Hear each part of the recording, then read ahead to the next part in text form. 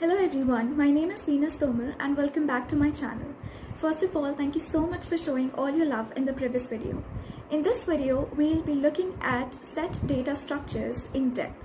Also, sets are used to solve certain types of problems and we'll also be looking at such examples. The very first thing is, what is a set? So a set is a kind of list, but it removes all of the duplicate values. Now there are also some extra useful methods that we can use for sets and cannot use with other data types.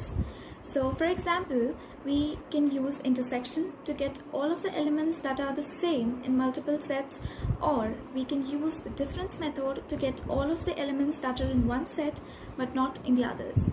So anytime you're doing comparisons or creating list of values that are in one list and not in the other list, then sets are usually the best to work with. So let's just look at some simple examples. So for creating a set, we can simply pass in a list of values to the set function. So here we have set1 s1 and the values are 1 2 6, 1 2 3 4 5 6, and here as I'm printing it, I'm getting the output as the values from 1 to 6. One thing that we have to remember if we are doing it this way is that if we want to create an empty set, then you cannot simply get rid of all these values and use an empty set of curly braces, because this will create an empty dictionary. So to create an empty set, you have to actually use that set function and not passing any argument. And this will create an empty set. Also remember that an empty set braces will create an empty dictionary. Okay, so in the starting, as I've said, that set also removes duplicate values.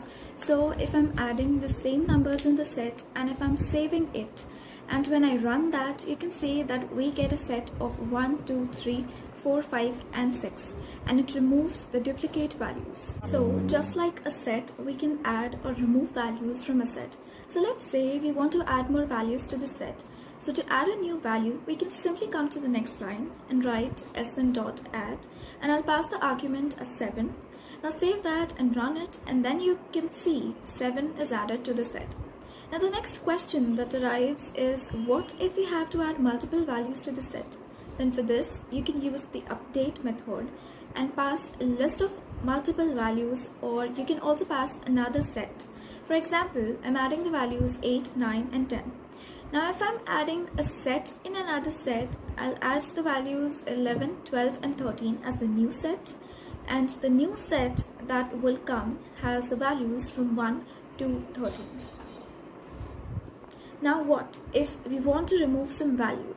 Then we can use the remove method or the discard method. So let's look at the difference between the two.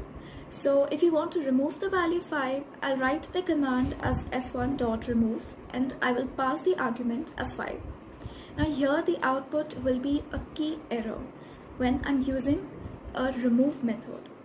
Also, when I'm going for the discard method, when I'm using the discard method and I'm passing an argument of 5, then you may find that here that it would give us exactly the same result. Now the difference between remove and discard is that if you want to remove a value that doesn't currently exist in a set, then we get a key error that we don't have the value. And this happens when we want to remove a value that doesn't exist. But in place of remove, if I use discard, then this will not show a key error if the value does not exist. So far what we have discussed are the basic operations, and now we'll look at the operations like intersection, union and difference, etc. So the very first operation that we'll be looking at is intersection. So we can see that we have three different sets here, namely S1, S2 and S3, with elements 1, 2 and 3, 2, 3 and 4, 3, 4 and 5 respectively. So they have some overlapping values and they have some unique values. So let's say that we want a set of values that are in all of these sets. So for sets, here we simply use the intersection method. Now for this, we'll create a new set, namely S4, and it will be S4 dot intersection, and I'll pass the arguments as S2, that's set 2. So this will give all the values that are in set 2 that are also in set 1. And here we'll get the output as 2 and 3. Now we've got this as the output since both 2 and 3 are the common elements. So what if I add S3 as an argument to S4? So this is going to give us all of the values in S2 and S3 that are also in set 1. Now we know that this will return 3 to us. Now what if we want the values that are different? So for that we'll use the difference method.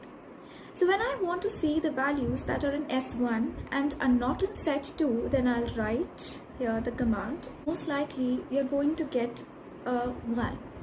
Now you might be wondering why it didn't return a 4, so that it is because we are running the difference method on the first set, and hence we didn't get 4 and we get just 1. So we can pass in multiple sets in as arguments here as well. Yes. So if I want the values that are in set 2 but not in set 1 and in set 3, then I'll write set 2 dot difference, set 1 and set 3 and pass as the arguments. We can see that we get an empty set. Now this is because when we see set 2, it doesn't have any values that are not in either set 1 or in set 3. Now if I write set 3 dot difference S1 S2 as the arguments, it gives me the values that are in set 3 but are not in either set 1 or set 2. So basically it should return a 5 to me. Now we look at the symmetric difference.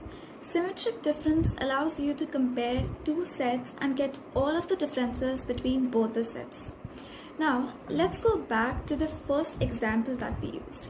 Then if we want all of the values that are different in these two sets that we have, then I'll write the command as S1 set1 dot symmetric difference symmetric underscore difference, and I'll pass the argument as S2. Now you can see here we are getting 1 and 4. Now let's look at some more practical examples. Let's say I have a list that has some duplicates and I will fill this with L1, the first set, 1, 2, 3 and 1, 2 and 3. And now we want a list that's equal to this but with the duplicates removed. So we might write the function that keeps appending the values to a new list one at a time and skips the values that have already been added. But that's a lot more complicated than it needs to be. So let's say L2 is equal to a set L1. And what this will do is it will cast our list to a set and remove the duplicates, but we are still left with a set. Now we can simply cast the set to a list again by wrapping that result with the result. Now when I run this, I'll have a list of 1, 2 and 3, which is the original list with the duplicates removed. And you will see that this is the more efficient method. So now I have got 3 different lists. Here one is of the employees, second is of who have gym memberships, and the last one is of the employees who are developers. Now here you can see is the list of all of the 3. So first let's see which employees have both the gym memberships and they're also developers. So to do this we can simply intersect the gym memberships with the developers. So we'll get a set of Arpit and Seema, and here you can see I'll print the result and this is the output. Now what if you want to get a list of employees who neither have gym memberships or are developers? So for this we can use the difference method. Now when applying the difference method, here the output is of Jagan and G. Now I can assume that you have an idea of what sets are and how problems with sets solved. So that's all for this video. Don't forget to click on the like button, also share it with your friends. Thank you so much for watching.